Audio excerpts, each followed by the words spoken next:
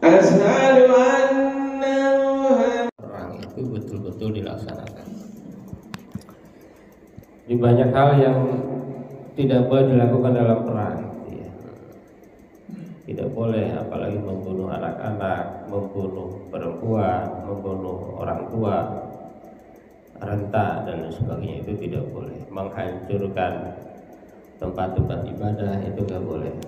Bahkan pohon tidak boleh dirusak.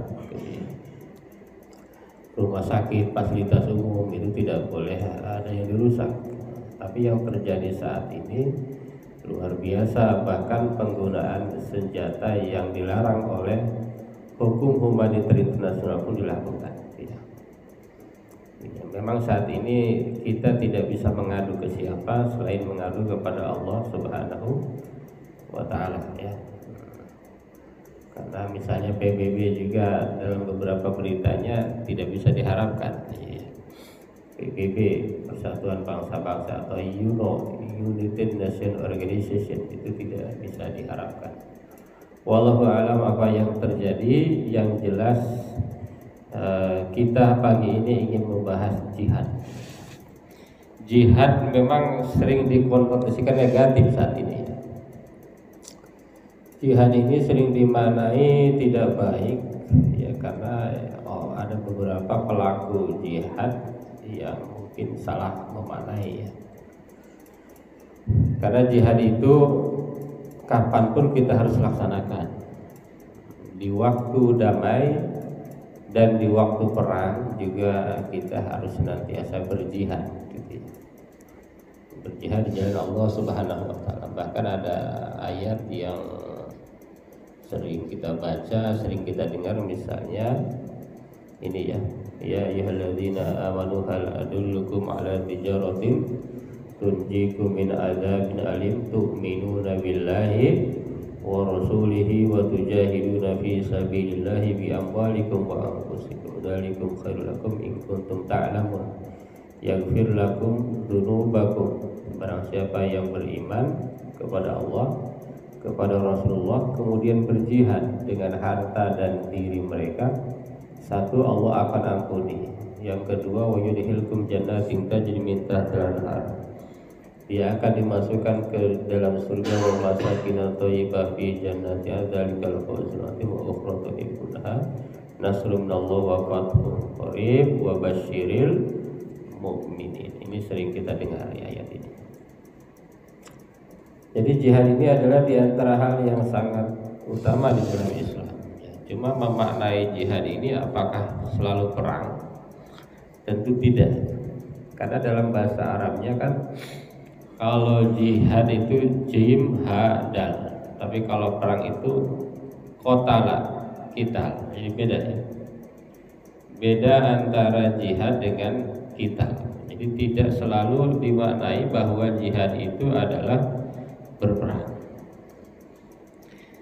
Kadang-kadang orang yang nggak paham, ya jihad adalah berperang.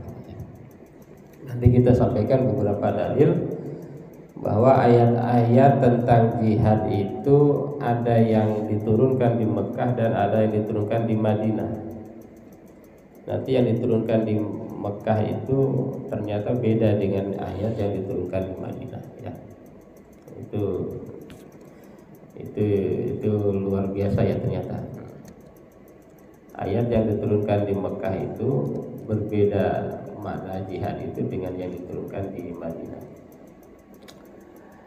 Hadirin jamaah yang berbahagia, kata jihad dan derivasinya diulang sekitar 41 kali dalam Al-Quran. Jadi dalam Al-Quran ini bahkan bisa lebih, saya amati bahkan satu ayat ada 2 kata tentang jihad.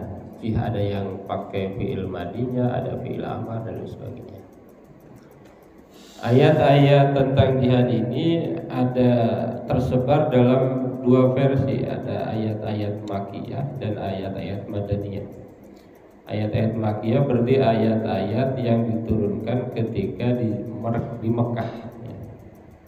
Ketika di Mekah. Ayat-ayat Madaniyah, ayat-ayat yang diturunkan ketika di Madinah.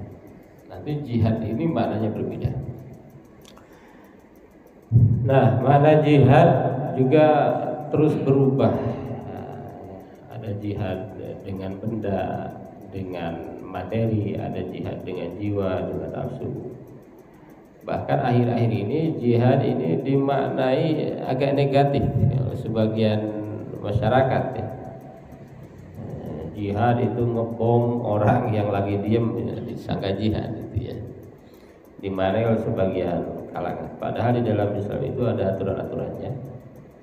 Kebetulan kami dulu bersama Dr. Mubib dan lain-lain dulu pernah ada proyek menerjemah buku Islam dan Hukum Humaniter Internasional. Nah, di situ memang ada aturan-aturan. Kalau mau perang itu ada aturannya, ketika berperang ada aturannya. Jadi tidak orang diem di bom nggak boleh. Orang diem diserang nggak boleh, nggak ada aturan dalam Islam begitu ya. Kalau perang itu kan ada perjanjiannya dulu, ada kesepakatannya dulu. Kalau di satu negara ini keputusan pimpinannya, presidennya kan. Kalau presiden belum memutuskan tidak boleh sendiri-sendiri gitu ya. Bahkan kini makna jihad itu cukup ambigu ya. Ada kesan ya teroris itu inginnya jihad, padahal jihad dalam arti mata mereka ya. Berkaitan dengan Palestina, kita memang harus memastikan bahwa kita harus berjihad. Beberapa kesempatan lalu saya baca satu hadis, memang belum dicek ya kesehatan hadis ini, bahwa dunia ini akan berdiri jika ada 4 hal ya. Ada 4 hal. Yang pertama ilmil ulama. Kalau ada ilmunya para ulama ya. Kita cek sihatu hadis qiwamid dunya bi arba'ati asya. Bi ilmil ulama ya. Yang pertama adalah dengan ilmunya para ulama ya. Dengan adanya ilmunya para ulama, ilmunya para cendekiawan. Dengan adanya ilmu kan perkembangan ya, perkembangan ilmu yang luar biasa ya. Maka ini akan mendirikan dunia ini. Segala kebutuhan kita terpenuhi dengan adanya ilmu kan. Kita pengen ngobrol sama orang jauh sekarang ada pakai ilmu ulama, ini hasil daripada karya para ulama, para ilmuwan. Kita ingin menampilkan layar di sono ada, kan hasil para ilmuwan. Dan hal-hal lain ya. Banyak sekali ya yang dihasilkan oleh para ulama. Seandainya tidak ada para ulama ya tidak ada perkembangan ya, tidak ada kemajuan dan lain sebagainya. Cuma tadi ulama juga kan ada ulama as-su, ulama yang hanya yang buruk, yang tidak bagus, ilmunya digunakan untuk kepentingan yang tidak baik gitu ya. Ada juga ulama, padahal ini kalau ulamanya ulama yang baik, maka inilah yang akan mendirikan dunia, yang akan dunia ini tetap berada, dunia ini tetap stabil bi ilmil ulama. Kalau tidak maka akan terjadi banyak masalah. Pengen dari Bandung ke Jakarta 45 menit, hasil ulama ada gitu ya. Ini kan ulama ya. Bangun masjid ini kan butuh ulama muhandis, ulama di bidang arsitektur. Bangun gedung-gedung yang besar butuh arsitektur, bangun apartemen. Kalau nggak pakai ulama, ilmunya para ulama, wah itu bisa jadi baru berapa bulan udah hancur ya. Yang kedua bi adil umar, adilnya para pemimpin. Ini ulama kalau tidak ini ilmunya membahayakan. Walaupun dalam Al-Quran yang dimaksud dengan ulama innama yahsallaha min ibadihil ulama, hanya ulama yang takut kepada Allah. Jadi ulama yang dimaksud dalam Islam itu di samping dia berilmu, dia memang dia takut kepada Allah. Yang kedua dengan jabatan di adil umar, maka jabatan ini memang sangat menentukan. Kenapa Nabi SAW dalam dakwahnya sukses? Karena jabatan Nabi itu seluruh jabatan dipegang, gitu ya. Presiden, panglima, pimpinan kepolisian, jaksa, hakim, semua dipegang oleh Nabi. Karena di zaman dulu masih dipegang seorang kan, gitu ya. Satu waktu pernah Pak Quraisy ditanya oleh muridnya, kok dulu di zaman Rasulullah tidak ada pembelaan terhadap terdakwa? Kan sekarang kan ada pengacara, ya, ada pengacara, ada pembelaan dan sebagainya. Kata beliau, ya ada, cuma waktu itu masih satu, gitu. Masih belum terprogram seperti sekarang, gitu ya. Masih belum modern seperti sekarang. Kemudian kalau dia menjabat ya dengan jabatannya, kalau dia berharta dengan hartanya, wasakhawatil agniya, dengan kedermawanan orang kaya. Orang kaya itu juga berpengaruh, ya, berpengaruh. Orang kaya itu katanya kayak telunjuk, gitu. Kalau nyuruh-nyuruh itu cepat, kalau ingin bangun apa cepat. Dan yang terakhir bidu'ail fuqara, yaitu doanya orang-orang miskin, orang-orang fakir. Kemarin Indonesia mengirimkan 51 kalau nggak salah ton, nggak tahu isinya apa ya, oleh presiden. Itu adalah bantuan untuk Palestina. Ini bagian dari derma kita ya.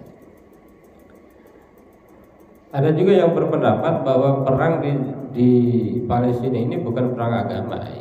Iya juga bukan perang agama ya, bukan perang agama. Tetapi di zaman Nabi pun kan sesungguhnya bukan perang agama juga, gitu ya. Di zaman Rasulullah SAW terjadinya perang itu yang melakukan perlawanan bersama Rasul bukan hanya orang Islam. Kenapa? Karena waktu itu ketika piagam Madinah itu dilanggar, maka semua yang masyarakat harus melawan itu, ya. Semua masyarakat harus melawan itu, bukan hanya Muslim, gitu ya. Karena di dalam satu daerah memang hampir tidak mungkin 100% Muslim semua satu negara ya. Walaupun pernah ada yang bilang ada juga yang 100% ya. Tapi yang jelas di Madinah waktu itu tidak 100% semuanya Islam, gitu ya. Di Palestina juga sama, pasti ada yang tidak Muslim. Di Israel mungkin ada juga minoritas Muslim, gitu. Bukan perang agama. Jadi ada yang bilang terkait dengan Israel ini tidak harus beragama Islam. Kalau kita simpati, tetapi kita cukup sebagai manusia. Sebagai manusia saja sudah cukup memahami bahwa kita ini harus membantu mereka dengan sesuai kemampuan masing-masing. Tadi kalau hartawan dengan harta, kalau pejabat dengan kebijakannya, kalau ilmuwan ya dengan ilmunya. Ilmuwan sekarang ini kan bisa dengan melakukan kajian-kajian atau dengan melakukan pencerahan-pencerahan. Ini kan bagian dari yang dilakukan oleh ilmuwan. Kalau tidak mampu semuanya ya dengan doanya, dengan doa. Ad-du'a'u mukhul ibadah. Ad-du'a'u sirajul mu'minin. Hadirin jemaah yang berbahagia, kita kembali ke makna jihad. Apa sebetulnya jihad? Jihad itu secara bahasa adalah badlul juhli, mengerahkan kesungguhan. Nah, itu namanya jihad. Kalau kita mengerahkan kesungguhan min qaulin aw fi'lin, kemampuan kita dengan ucapan, dengan perbuatan, namanya itu jihad. Nah, gitu ya.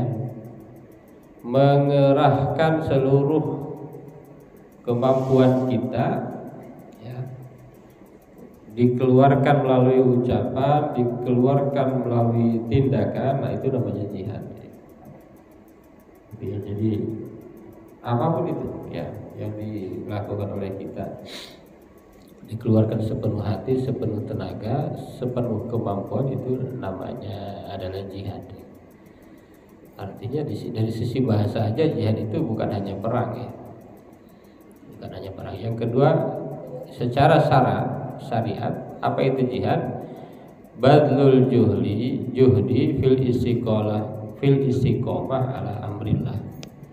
Mengerahkan seluruh kesungguhan untuk istiqomah dalam melaksanakan perintah Allah Subhanahu wa taala. Bahkan Nabi SAW menyebut beberapa ibadah itu sebagai jihad. Misalnya berbuat baik kepada orang tua itu jihad. Birrul walidain itu jihad.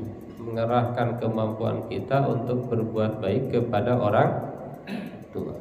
Makanya banyak yang gak birrul walidain kan, karena memang berat itu, ya. Yang kedua, haji misalnya, itu dianggap jihad. Wal haji, itu makna yang pertama. Jadi yang pertama, jihad bukan berarti perang, itu ya.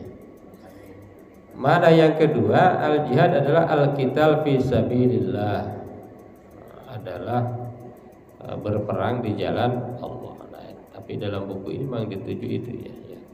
Tapi kita batasi bahwa jihad itu berarti ada dua. Yang pertama adalah dimaknai sebagai kesungguhan, mengeluarkan apa yang dimiliki, kemampuan apa yang ada, untuk semata-mata mendekatkan diri kepada Allah, melaksanakan perintah Allah. Dalam kitab Mu'jam al-Mawsu'i li Alfaz al-Quran al-Karim, makna jihad ternyata mengarah kepada segala kemampuan, mengerahkan segala kemampuan. Jadi yang pertama itu mengerahkan segala kemampuan. Yang kedua maknanya berperang di jalan Allah, al-qital. Jadi ada dua makna. Sedangkan kata jahada berasal dari kata ghayah, tujuan, an-nihayah, tujuan akhir, masyaqah, kesulitan, al-was'u, kemampuan, at-taqah, kemampuan. Itu makna dari sisi bahasa, ya. Lalu al-Maraghi ini terkenal penafsir, ya. Ada tafsir al-Maraghi yang tebal-tebal itu menjelaskan bahwa ada beberapa cakupan berjihad. Yang pertama, berperang dalam rangka membela agama, ya, dan untuk meninggikan kalimat Allah. Yang kedua, memerangi hawa nafsu yang dilakukan oleh orang-orang salaf sebagai jihad akbar. Di antaranya ialah memerangi nafsunya sendiri, khususnya di usia muda. Maka setelah perang Badar, Nabi Sallallahu Alaihi Wasallam mengatakan, roja'na minal jihadil asghar ilal jihadil akbar. Kata Rasulullah, kita baru pulang dari jihad yang kecil, kita akan menuju jihad yang besar, jihad melawan nafsu, ya. Yang ketiga, berjihad dengan harta benda untuk amal kebaikan yang bermanfaat bagi umat dan agama. Ini termasuk zakat, infak, sedekah, wakaf. Nah, ini bagian dari jihad.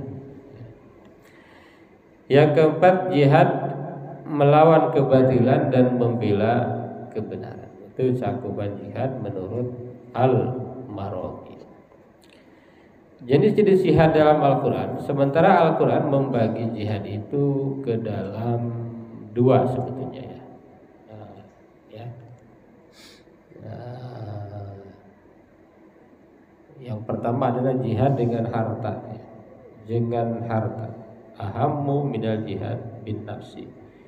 Katanya jihad dengan harta ini lebih penting, lebih utama daripada jihad dengan diri, jihad dengan badan. Dan tabahna ila tasbiqil mal ala nafsi fi qul, karena Allah menyampaikan wajahidu bi amwalihim wa anfusihim wajahadu bi amwalihim wa anfusihim fi sabilillah. Jadi jihad yang paling utama itu dengan harta dulu, baru dengan diri. Karena tidak mungkin seorang itu rela jihad dengan dirinya kalau hartanya aja nggak mau, kira-kira begitu. Dan para sahabat dulu banyak orang-orang kaya yang meninggalkan hartanya demi hijrah, demi berjihad ya. Itu. Yang kedua al-jihad bin nafsi, yaitu mengorbankan diri fil hurub wal qital. Ya. Nah, itu ya, itu yang dengan diri. Yang kedua tahsisukul lil waqti lil ikna al-akhir bid-din wat tarwij lahu. Jadi yang kedua adalah jihad dengan diri, adalah pertama berperang, yang kedua menggunakan waktu untuk senantiasa meninggikan agama Allah Subhanahu wa taala. Keutamaan itu apa? Kata Allah tadi dalam ayat disampaikan, annahu a'dhamu tijarah ma'allah. Jadi jihad ini adalah perniagaan yang paling hebat ya. Bisnis yang paling hebat itu ya jihad. Jadi kalau mau tahu bisnis yang tidak rugi ya jihad. Misalnya dengan harta, Allah akan lipat gandakan. Itu ya. Coba kalau bisnis dengan manusia, pernah nggak satu bisnis itu untungnya besar sekali, investasi misalnya? Hampir nggak pernah. Bahkan kalau ada orang yang mengiming-imingi investasi, misalnya Bapak save 100 juta, setiap bulan dapat 20 juta, itu biasanya nipu. Kalau di dunia ini biasanya nipu ya. Kalau ada keuntungan yang di luar nalar, itu biasanya nipu. Karena bank aja 1 tahun dia hanya mampu misalnya 6% ya. Misalnya ini dalam setahun 100% biasanya. Kalau Allah lipat-lipat, minimal 10 lipat ya. Orang yang beramal itu minimal Allah ganti 10 lipat, minimal 10 lipat. Kalau di waktu tertentu, di tempat tertentu beda lagi. Yang kedua adalah mujahid fisabilillah ajrun qaimun al-lail alladzi la yaftar 'ani shalat. Orang yang jihad di jalan Allah itu pahalanya seperti orang yang senantiasa salat malam, itu ya, dan tidak pernah berhenti, dan seperti orang yang berpuasa dan tidak pernah berhenti berpuasa. Gitu ya. Masalah mujahid fisabilillah kamasalil shaim al-qaim al-qanit bi ayatillah la yafturu min siyam wa la salatin hatta yarji'al mujahid fisabilillah. Jadi orang yang jihad itu ya dari mulai berangkat sampai pulang ya seperti orang yang sholat, seperti orang yang berpuasa dalam hal pahalanya. Kalau jihad dalam arti berperang hukumnya fardu kifayah ya. Jadi kalau ada sebagian yang sudah melaksanakan maka itu hukumnya fardu kifayah. Jadi yang lain tidak menjadi wajib. Kalau sekarang kan sudah diwakili oleh kombatan gitu ya, yang berperang. Kalau dulu kan laki-laki dewasa berperang. Kalau sekarang kan udah ini ada aturannya ya.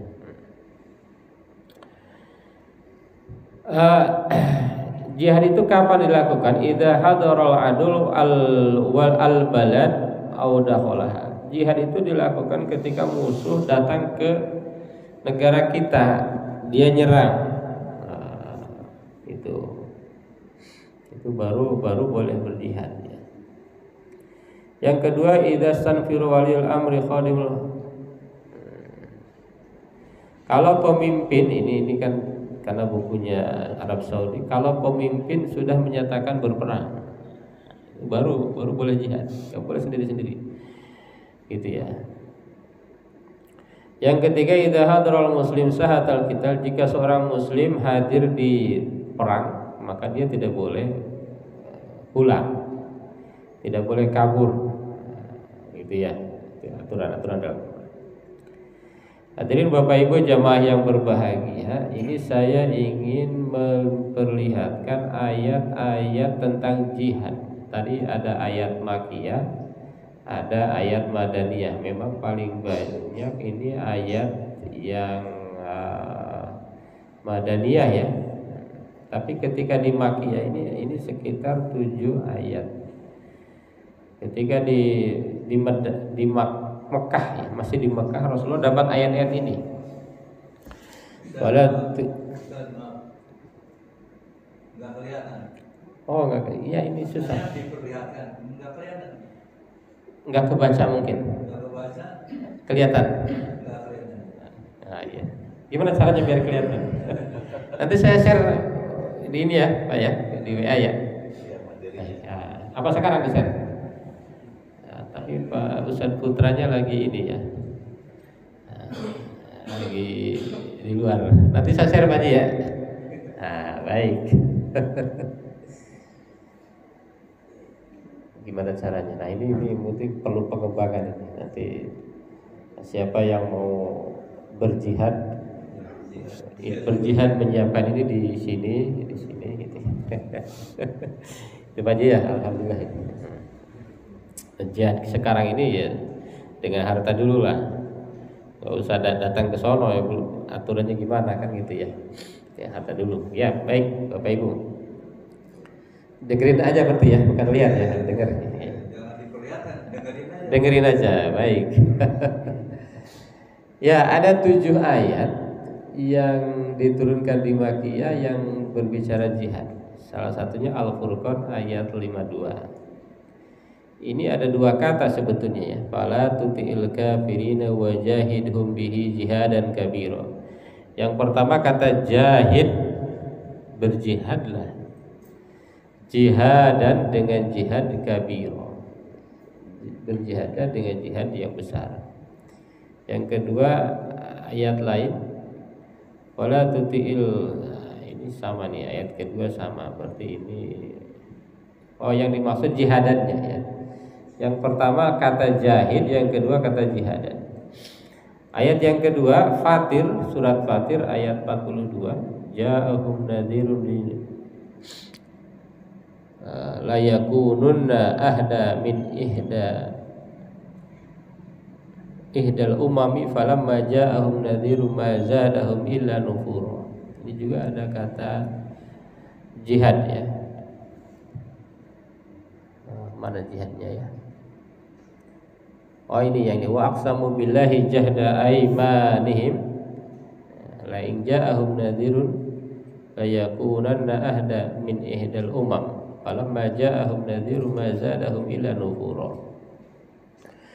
Pokoknya di ayat Makkiyah ini ada 7. Kemudian surat Al-An'am ayat 109, surat Luqman ayat 15, surat An-Nahl ayat 110, dan yang terakhir adalah surat An-Nahl ayat 38. Yang diturunkan di Madinah ini dari mulai 8 sampai dengan 41. Artinya ada berapa kata? Dari 8 sampai 41 berarti ada 34 kata jihad dan derivasinya ya, yang diturunkan ayatnya itu di Madinah. Mulai misalnya dari Al-Ankabut ayat 6. Wa man jahada fa innama yujahidu li nafsi innallaha la ghaniyyun 'anil 'alamin. Al-Ankabut ayat 8-nya jahadaka litusyrika bima laysa laka bihi ilmun fala tuti'huma ilayya marji'ukum fa unabbi'ukum bima kuntum ta'malun. Sampai ayat ada 41 ayat kata jihad yang yang ayat itu diturunkan di Madinah. Oke, jadi apa beda jihad ketika di Mekah dan jihad ketika di Madinah? Kalau di Mekah itu jihad dalam arti berjuang tadi. Kesimpulan dari salah satu penulis ya, bahwa jihad di Mekah ini dimaknai jihad yang tadi, yang tidak perang. Baru setelah tahun kedua setelah Hijriah, baru ayat-ayat itu, ayat di Madinah itu baru berbicara tentang kewajiban untuk jihad dalam arti berperang. Artinya apa? Kalau tahun kedua setelah hijrah dari Mekah ke Madinah, itu artinya adalah bahwa ada ayat-ayat Makkiyah, Madaniyah pun yang berartinya jihad itu bukan berperang. Jadi tidak berarti Mekah itu artinya tidak berperang, yang ayat Madinah itu berperang, tidak. Sebelum 2 Hijriah di Madinah pun artinya bukan berperang, artinya berjuang bersungguh-sungguh gitu ya. Sampai tahun hijrah baru kemudian hijrah jihad itu dimaknai sebagai berperang.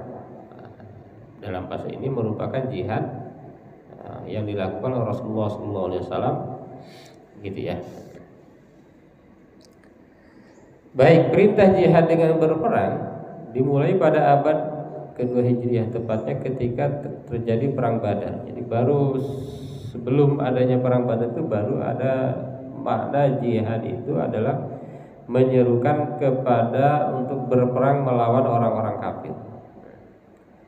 Perang tersebut bukan bertujuan untuk menghilangkan kekafiran, akan tapi perang untuk mempertahankan negara baru dan melindunginya serta melindungi kebebasan berdakwah. Jadi perang di zaman Rasulullah itu bukan untuk memaksakan orang untuk masuk Islam gitu ya. Karena dalam Islam itu la ikraha fiddin, qad tabayyana ar-rusydu minal ghayy, wa may yakfur bitaghut yu'min billahi faqad istamsaka bil urwatil wuthqa lan fisama laha wallahu sami'un alim. Allah walil ladzina amanu yukhrijuhum minadh dhulumati ilan nur. Walladzina kafaru awliya'uhum at-taghut yukhrijunahum minan nur ila dhulumat ulaika ashabun nari hum fiha khalidun. Gitu. Penggunaan kata jihad dalam konteks sejarah tidak hanya berarti perang sebagai sebagian orang, tapi hanya mengartikan bahwa jihad itu adalah perang. Ini merupakan pemahaman yang kurang tepat. Pemahaman jihad menjadi berperang itu sesuai dengan konteksnya. Kalau di negara Palestina berarti perang ya. Tidak digeneralkan bahwa jihad secara keseluruhan memiliki arti perang. Terlebih perang itu secara fisik. Setidaknya jika seorang mengartikan jihad adalah perang, maka harus diklasifikasikan siapakah orang yang tepat untuk dijadikan objek jihad, dengan cara apa jihad itu dilakukan. Jadi jangan tangan kosong ya, tanpa strategi ya. Itu namanya bunuh diri gitu ya. Agama Islam selalu mengajarkan perdamaian antar sesama manusia agar manusia dapat hidup berdampingan dengan baik. Jadi perang itu adalah jalan terakhir. Nah, ini di zaman Rasul di dalam Islam ini ada larangan-larangan berperang. Ini hampir semua nih, mungkin semuanya ini udah dilanggar nih. Dalam perang-perang lain itu dilanggar nih. Misalnya tidak boleh membunuh wanita. Berapa ribu kan?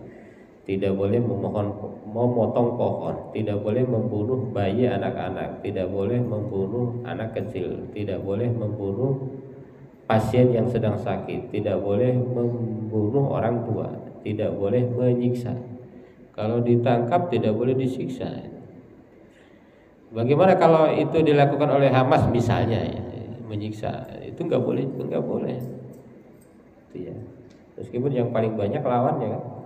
Kalau ada itu tetap nggak boleh, nggak boleh dilakukan. Itu Islam ya. Jangan membunuh pendeta atau pemuka agama itu. Tidak boleh membunuh pemuka agama Islam maupun non Islam. Tidak boleh menghancurkan tempat ibadah. Itu Masjidil Aqsa lah ya. Tidak boleh berlaku semena-mena terhadap yang sudah mati, mentang-mentang sudah kalah dilakukan semena-mena ya. Tidak boleh membunuh hewan kecuali hanya untuk makan. Tidak boleh menghancurkan bangunan. Harus memenuhi perjanjian. Perjanjiannya misalnya perangnya hanya 2 minggu ya 2 minggu. Selesai tidak selesai 2 minggu selesai.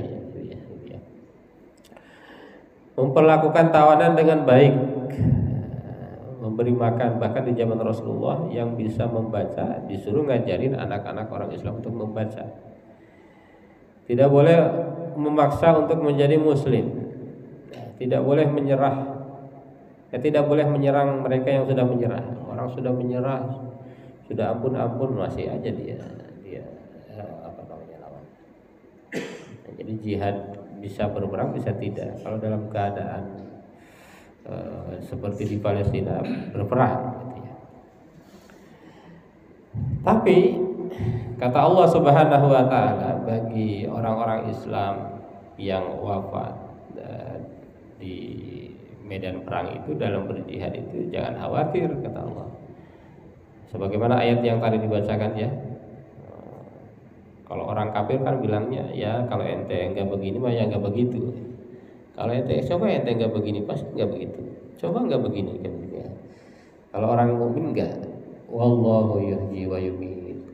Allah yang menghidupkan dan Allah yang mematikan. Wallahu bima ta'maluna basir. Wala in qutiltum aw muttum lamaghfiratun minallah khair mimma wa rahmatun khairum mimma yajma'un. Wala in muttum aw qutiltum fa ilallahi tusir. Ini ada janji Allah. Wala tasabanna alladziina qutilu fi sabilillahi amwata. Jangan kamu anggap orang yang mati di jalan Allah itu mati. Mereka itu hidup, bahkan hidup dalam penuh kenikmatan. Jadi di alam barzah, di surga nanti itu mendapatkan kenikmatan yang luar biasa. Farihina bima atahumullahu min fadli. Mereka itu bergembira. Mereka itu sesungguhnya bergembira. Bahkan mereka yastabshiruna billadzina lam yalhaqu bihim min khalfihim Allahu khaufun 'alaihim wa lahum yahzanun. Bahkan mereka itu ya kepada yang belum mendapatkan syahid itu mereka bilang ya jangan khawatir gitu.